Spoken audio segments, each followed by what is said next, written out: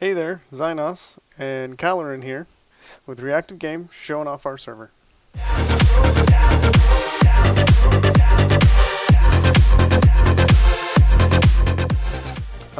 So what we have is our spawn hub. As you can see, Caloran's down there in the center of our nice big compass rose we have going on here. Hello. Uh, Uh, you'll also notice these green marks with signs on top of them. Now, it is it's a functional compass rose, even if not actually useful in a traditional sense. You can't take this one with you to show you where you're going. But if you stand in the center of this compass rose and look toward any one of those signs, you will actually be facing one of the claimed areas, be it a city or a village or whatever anyone has claimed that's been named and is now being inhabited in some way. Um, so we made this compass rose as the spawn area, and we will probably be doing that with the new server. I think we're just going to remake what we have here. Yeah. Um, uh, Hopefully building more into it. But right off of the spawn hub is a very important part of what we do here, and that is Spleef Arena. Granted, we haven't actually had a game in this Spleef Arena yet. We just recently finished it and made it completely furnished. Um, but this is it, and it's designed so that even if you're just walking in, you can actually see most of the action even if you're not in the arena itself. And then we have tiered off everything so that if you're sitting in your seat, you can see a good 85% of the arena in all three tiers. And up here we have the contestant entrance for each side.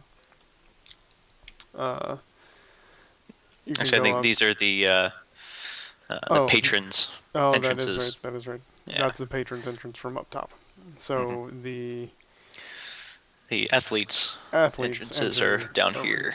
Yep, yep. So we There's an will entrance on do either this. side. We have a nice floating bridge system hmm that brings you Connect down into the the locker arena room. locker room. Yep, yeah. Everybody can drop off their stuff in any one of the crates on the side of the walls, and then they pick up anything that we might be doing as a specialty out of one of the three chests in the center of the room. And then go down another set of stairs and start at the first level of the arena with everybody watching. Now we've done this out of glass so you can see through everything. And right now we have a space in the center. And I haven't decided whether we're going to keep that or whether we would fill that up and make it a full Spleef Arena. But it's kind of interesting to start off with a hole in the center because it forces everybody to pay attention to that fact that there's a hole in the very beginning of the game. Um, but each section has its door, so whoever's the last man standing, there's a first place winner, a second place winner, a third place winner, and it gives them stairs back up into the locker room. We had done a video prior to this one that was tolerable, but we had not finished the arena yet. So we figured we'd go ahead and do that. So we spent, was it about another 3 hours or so? Yeah, And about that. put all this stuff together and made a functioning arena that's complete. Um, but yeah, and that involves what was up here before was all these arches and one set of bleachers just down the one side. That was pretty much all we really had done. But the lava arches were definitely the most complicated portion of this. Everything else was somewhat cut and paste. We just had to do it over and over and over again until we were done. But lava is something you can't really screw around with. Yeah, bad things happen. But yeah, I actually had a bunch of guys. I think it was 5 or 6 guys come in and help me out with that part, and we got it all done. It was pretty good. And out here on the other side, do do do do. Again, in the hub, one more thing to note is this entire waterfall curtain that's around the entire system. I'll fly out so you can kind of get a idea for the compass rose. There it is, needle and all, old school, and water curtain, and there's water curtain around the arena too. But here's the beginning of the King's Road, and we'll take a quick flight down that real quick, just so you kind of get an idea how we roll here. And yeah, oh, we put in a bunch of lights too, so now the path is lit even at night fairly well. I haven't seen anything spawn yet, but I'm sure it happens. And you won't see anything spawn now, even if we cross over into nighttime, because just the way we have it set up.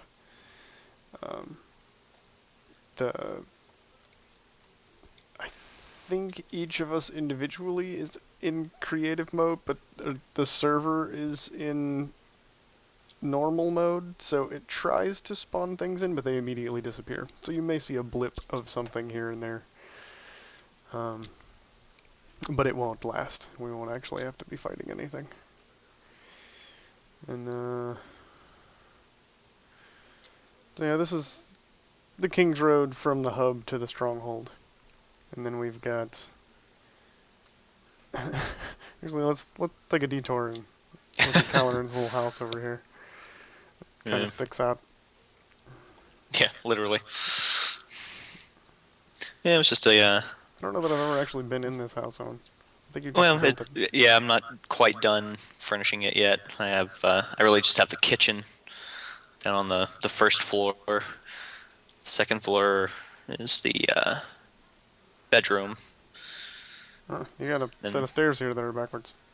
Oh, they're attaching to the shelf stairs behind them. Oh, I see. Yep.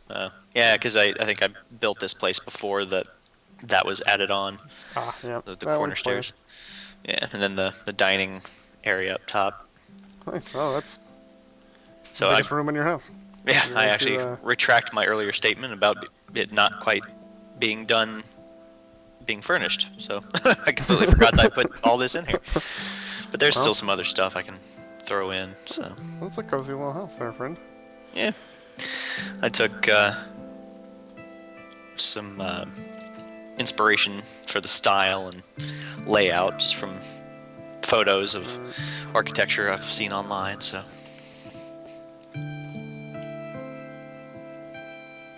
Ooh, my music was turned all the way up from dealing with that thing earlier. Ah. But I didn't want to interrupt you. That's still probably pretty loud, actually. Let's take it down another notch or two.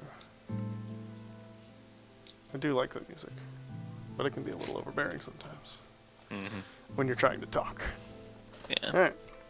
Back to the King's Road. There's one of our wizard's towers in the distance. And a fun little note about the lighting effect we have going on the King's Road here is the diamond effect. Oh, yeah. It makes. Yeah. Nice little pattern going. Mm-hmm. Purely unintentional. I was just worried about how much light, because you got to be above 6, I think. Or at least that's what it used to be back in the day. It could be something completely different now. I have no idea. I haven't kept up with the statistics. Yeah. But just to keep things from spawning. Yeah, I think there was something right there that just tried to spawn. And now it's gone again. Anyway, and that's Newson in the distance. But we will get to that later. And, yeah. There's a music thing. How in the world?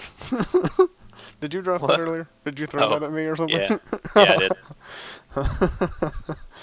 Good times, good times. Well, here's the stronghold. Great. It's some good stuff. So I think we'll get around to doing this in another video. We'll have stronghold, probably 3 or 4 parts.